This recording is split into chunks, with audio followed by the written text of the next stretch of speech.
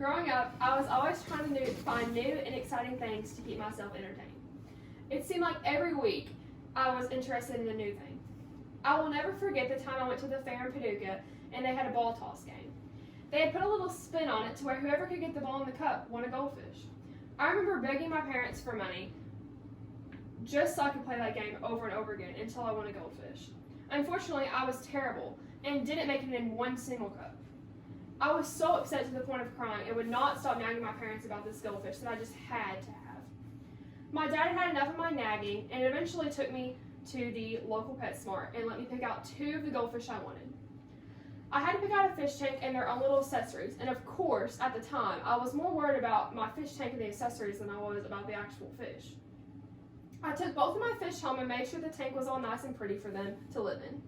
It took about 1 week and both of those fish had already died. I was devastated and begged my dad to take me to get new ones. He ended up only letting me get 1 because I had killed the last 2 I had. Of course, this time I was a little more cautious with how I handled this. Fortunately, the fish lived for about a month before it died, but by that point I was over it and had no idea what I was doing wrong. It seemed like no matter what I did, these fish would die. Turns out I was apparently doing everything wrong. With that being said, today I will be explaining to y'all how to take care of your pet goldfish. One of the first things you have to do is to make sure you get a tank instead of a bowl. It's better for you to get a tank because the fish will have more room to move around. It could also stunt the fish if you got a bowl, which could keep the body from properly growing, and it could cause its organs to completely grow out of its body, which might sound pretty crazy. Stunting your goldfish can lead to many things such as buoyancy problems. You should also worry about the type of water you're putting in your tank and whether or not it's toxic to the fish or not. Most tap water contains chlorine, which is really bad for the fish. Even the smallest amount can kill your pet goldfish in less than a day. There's many ways to prevent it, but one way would be going to your local PetSmart and investing in some water drops specifically for betta fish. This will help maintain a healthy life for your precious fish. You also need to make sure you don't overfeed it. Usually, me personally, I don't eat all the food that I get. So, as a fish, being as small as they are, they won't eat all the food that you give them either. If it's leftover food in the tank, it will start to rot and produce ammonia, which is very toxic to the fish. A tip you can use when feeding it is getting a pellet the size of your fish's eyeball. This is the perfect amount for the fish, and you will need to feed them about 2 to 3 times a day, depending on how big the pellet is. Now, don't worry, if you go 1 day without feeding your fish, don't think it'll die. Most experts say that a fish can go 2 weeks without even starving. But I wouldn't recommend waiting till the last minute to feed your fish because, for one, that's really bad. That's really mean to your fish. And 2, they could die of starvation.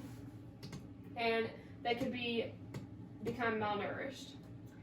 Even though this sounds very weird, fish also need oxygen too. A good way to help that would be to buy an air pump. Air pumps serve 2 purposes. One reason is it puts bubbles in the tank. Air pumps also maintain adequate water movement together with surface agitation. Now, if you're cheap like me, you won't want to spend money on an air pump, and that is completely okay.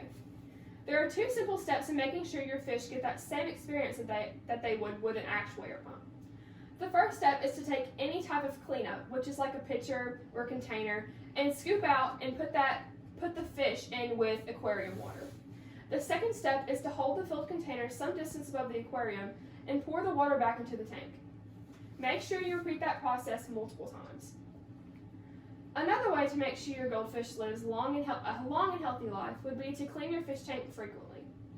This is important because it cleans everything you can't see that could be harmful to your fish. It is recommended to clean your tank at least once a month. You could use an aquarium vacuum to clean the gravel and the sponge or scraper to remove the excess algae from the sides of the tank. This also plays into how big your fish tank is because if you have a small tank, this could stress your fish out and the tank could get dirtier faster. Now, don't think your tank should be super large, however, or the fish could be uncomfortable and it will be much more space to keep clean. One more tip I'm going to share with you today would be to keep your fish entertained. Are you ever in PetSmart and see all of those cool little houses and reefs that you have no idea what they're for? Those actually serve more of a purpose than to just keep your tank looking cute. They actually keep your fish entertained. They can swim in and out of them, which is quite entertaining. Another thing you could do is you could also buy fake leaves and put them in there with your tank. They can swim in and out of the leaves and also nibble on them. You should move them around every once and then to keep your tank fresh and interesting. With all that being said, there are many ways to take care of your betta fish and make sure it lives a long and healthy life. Thank you for listening to my story about the betta fish. Hope you enjoyed it.